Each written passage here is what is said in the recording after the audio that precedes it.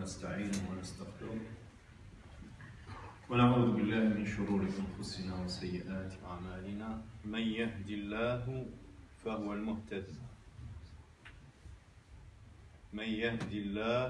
فهو المهتد ومن يضلل فلن تجد له وليا مرشدا. ونشهد أن لا إله إلا الله وحده لا شريك له الملك وله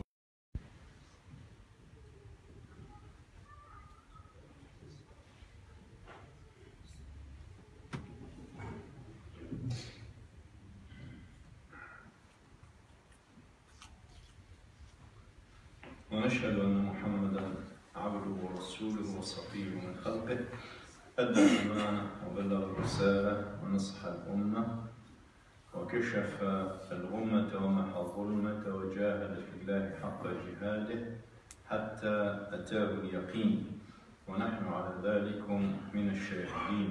وصل اللهم وسلم وبارك على هذا النبي الكريم وعلى آله الطيبين وعلى صحابته الغر الميامين. إن الله وملائكته يصلون على النبي يا أيها الذين آمنوا صلوا عليه وسلموا تسليما. يا أيها الناس اتقوا ربكم الذي خلقكم من نفس واحدة وخلق منها زوجها وبث منهما رجالا كثيرا ونساء، واتقوا الله الذي تساءلون به والأرحام إن الله كان عليكم رقيبا.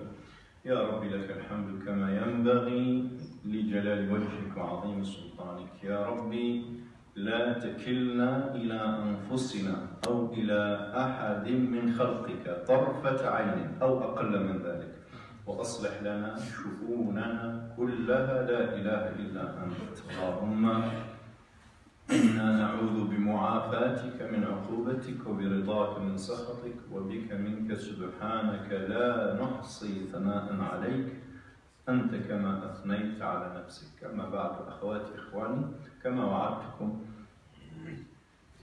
نحاول أن نعود قليلا ربما في شيء من الاختلاف والإضافة إلى سورة العاديات، ونحاول من خلالها أن نقترب من معنى قول الله تعالى عندما تحدى العرب قبل الإسلام بالقرآن الكريم، كيف أن هذا القرآن وتلاوة القرآن هي مركز الثقل في حياة المؤمنين.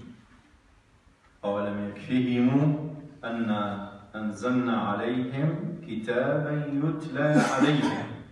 الله تعالى ردا على هؤلاء الذين طالبوا النبي صلى الله عليه وسلم بالمعجزات، رد عليهم قائلا: ألم تكفي هذه المعجزة، معجزة القرآن الذي أنزله الله تعالى على نبيه محمد صلى الله عليه وسلم يتلى عليهم إلى يوم القيامة، وهو يحمل في جنباته في طيات هذا القرآن معاني الحياة وحلول الإنسان لمشكلاته المتجددة. هذا في حده إعجاز، وهو في منطق القرآن الكريم هو الإعجاز الأعظم أيها الأخوة. وضربنا مثال بسيط: وكل القرآن أيها الأخوة معجز، كله أحسن الحديث. الله نزل أحسن الحديث كتابا متشابها مثانية تقشعر منه جلود الذين يخشون ربهم ثم تلين جلودهم وقلوبهم إلى ذكر الله. كل القرآن، كل آية من آيات القرآن تحمل البصمة الإلهية المعجزة، كما أن ما بثه الله تعالى في الكون كل مخلوق فيه إمضاء رباني بأنه آية من آيات الله تدل على عظمة الله وجمال الله وجلال الله سبحانه وتعالى. خلق كل شيء فأحسن خلقه سبحانه وتعالى. وكذلك القرآن، وهما الكتابان اللذان يدعى الإنسان أن يتأمل فيهما: كتاب متلو كتاب القرآن الكريم والكتاب المشهود الذي في أنفسنا ومن حولنا.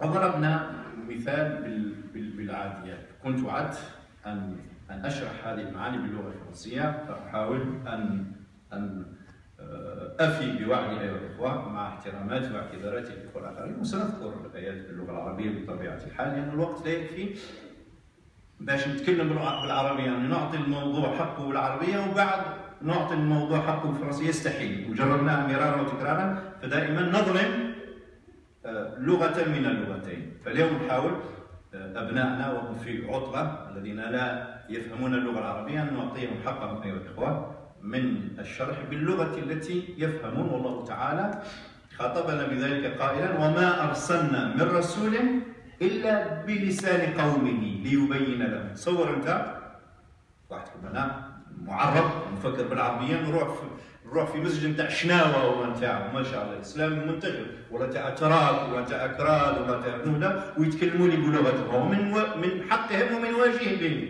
أن يخطبوا بلغتهم، ولا لا؟ ونروح أنا هذاك نتفرج. أنا بالنسبة لي هيروغليف ولا لاتينية لن أفهم شيئا، ولا لا؟ فلذلك أبناؤنا ينبغي أن نحترمهم وأن نعطيهم حقهم في الحديث باللغة التي يفهمون. جزاكم الله خيرا، خاصة آبائي وأمهاتي مع كل احتراماتي لهم أن يفهموا، فهم أبناؤهم. يعني إحنا إذا كان نبذل هذا الجهد فهم أبناؤكم، مش أبنائي فقط، فهم أبناؤكم وبناتكم وأبناء أبنائكم. فالجهد الذي نبذله فهو من أجلكم ولتسهيل العملية التربوية لكم أيها الإخوة. جزاكم الله خيرا. Non, je disais, chères sœurs, chers frères, que lors du crèche précédent, on a essayé de parler un peu, de mettre en évidence le caractère défiant, miraculeux du Coran. Et on avait essayé d'expliquer qu'en fait, à la demande des mouchriquines, des Arabes à l'époque du prophète, les polythéistes, à leur demande au prophète de leur ramener des miracles, n'est-ce pas, de faire cesser le fonctionnement normal du monde, Allah de leur répandre à travers le Coran qu'il ne convient pas à un prophète de ramener des miracles. Un prophète a une mission bien délimitée, bien précise, qui consiste en ceci: de rendre accessible, intelligible, facile la parole d'Allah subhanahu wa ta'ala. C'est de promettre les bonnes choses pour les pieux, les vertueux, et avertir les gens qui résistent au message d'Allah subhanahu wa ta'ala. Et la mission du prophète s'arrête là. Elle est bornée par cette mission. Il ne lui convient pas d'aller rechercher les miracles. Et après, Allah de leur dire: ne leur suffit-il pas que Allah fasse descendre sur eux cette révélation, cette parole d'Allah subhanahu wa ta'ala en permanence, en non-stop? C'est vrai que Allah l'a déjà révélé pendant les 23 ans de la prophétie de Mohammed, mais au gré des lectures, à la fois, dans chaque contexte, dans chaque moment de l'histoire, en fonction de la lecture qui est la nôtre, on peut faire produire au Coran les solutions qui taraudent, qui inquiètent l'homme, ses besoins renouvelables. Le Coran, il a des solutions renouvelables en guise de réponse aux vraies questions de l'homme. Et ceci en soi est le grand miracle, parce que les autres miracles sont des miracles matériels et datés dans le temps, donc ils appartiennent à un moment de l'histoire. Et le Coran se veut un miracle permanent. Il s'adresse à l'intelligence de l'homme en tout moment, dans un continuum, en non-stop jusqu'à la fin des temps, jusqu'à l'extinction du dernier vent sur terre. Voilà. Et donc, en guise d'exemple, j'ai cité une petite sourate, la 100e sourate du Coran, Al-Adiyat, les coursiers, les chevaliers, les chevaux, Al-Adiyat, ça peut être traduite, c'est le pluriel du coursier, les coursiers, les chevaux, les chevaliers, donc il parle en fait, des conflits militaires qui opposent les gens, Allah subhanahu wa ta'ala, et le monde est ainsi fait, il fait le conflit, l'opposition entre les deux axes. C'est pas Bush qui l'a dit, il n'y a de vrai que cela, l'axe du vrai, l'axe du faux, l'axe du juste, l'axe de l'injuste, l'axe de la vertu, l'axe de la débauche, l'axe de la justice, de l'injustice, et il y a le croisement, si vous voulez, de fer entre ces deux tendances jusqu'à la fin des temps. Et Allah nous demande d'être toujours du côté du bien contre le mal, du vrai contre le faux, du juste contre l'injuste, du beau contre le moche, le laid, quelle que soit la petitesse du nombre des gens qui sont sur le vrai, sur le bien, sur le beau et sur le juste. Et Allah, dans cette petite sourate, l'Adiyat, il nous fait ce petit récapitulatif pour nous résumer le sens de la vie ici-bas. Il nous dit que toutes ces bagarres, et j'ai mis l'accent sur le style indépassable du Coran lorsqu'il parle de ces chevaliers avec leurs chevaux haletants, en haleine, en respirant, expirant.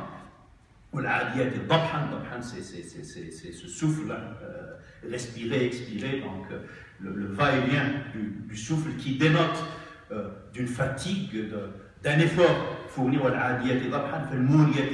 Le fait que ces chevaliers avec leurs chevaux, lorsque les sabots de leurs chevaux touchent, choquent les pierres de la terre, des étincelles s'allument. Et les Arabes avaient, pas que les Arabes, l'humanité à l'époque, il n'y avait pas les allumettes, donc ils frottaient, si vous voulez, les pierres les unes contre les autres pour susciter le feu. Et donc Allah de nous dire, quand cette guerre fait rage et que les chevaliers d'Allah ou de Shaitan, il fait taire, si vous voulez, le sens de ces combats, mais il nous dit que les combats existent, ces combats dans le pic, le summum de leur rage, ces combats. Et quand les sabots de ces chevaliers, lorsqu'ils entrechoquent, la terre crée ces étincelles de feu, et quand ils assaillissent, quand ils donnent l'assaut très tôt le matin, et dans leur courage, dans leur témérité, ils ne se contentent pas de livrer bataille contre l'ennemi sur la frontière, mais ils vont jusqu'à l'intérieur, donc ils s'introduisent à l'intérieur même, n'est-ce pas, de la soldatesque de l'armée, pour dire leur courage, les uns et les autres, pour avoir raison sur l'autre, emporter la victoire sur l'autre.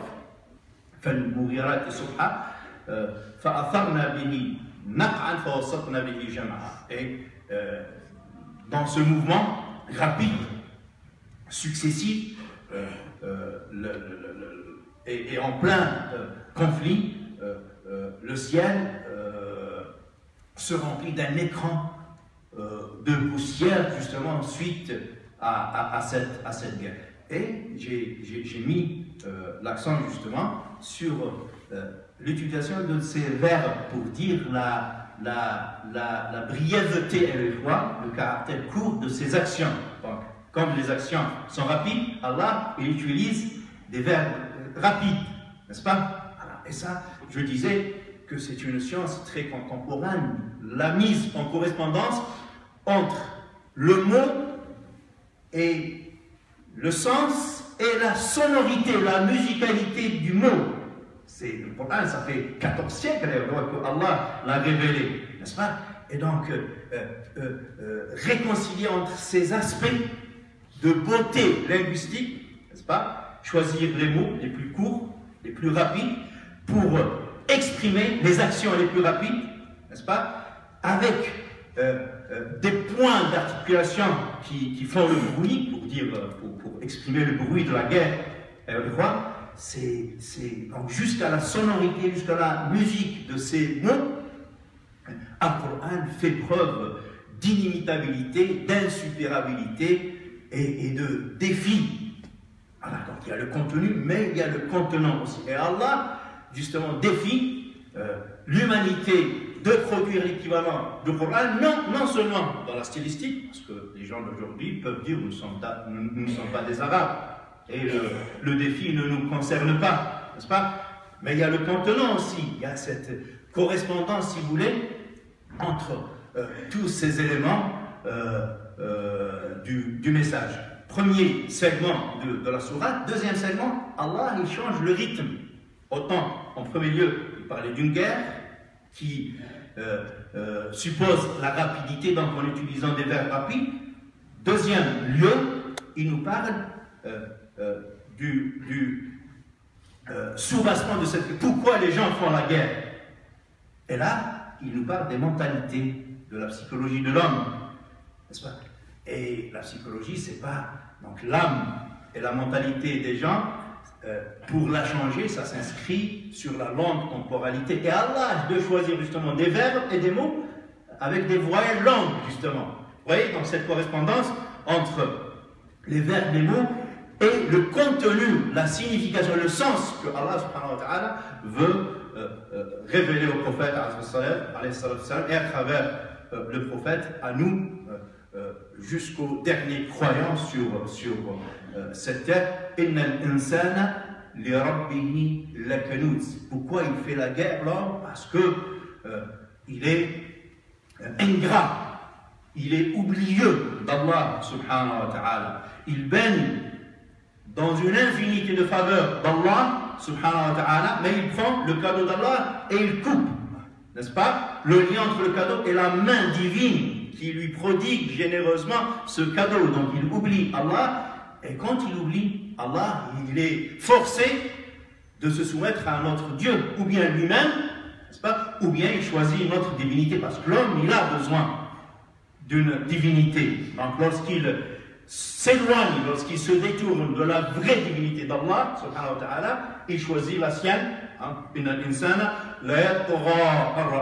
Certes, l'homme tombe dans la démesure, dans l'excès, dès lors qu'il se voit autosuffisant, indépendant d'Allah, subhanahu wa ta'ala. Donc cette ingratitude, ça fait partie des causes fondamentales des guerres entre les innal insana li rabbihi lakanut wa innahu ala dhalika lashahid.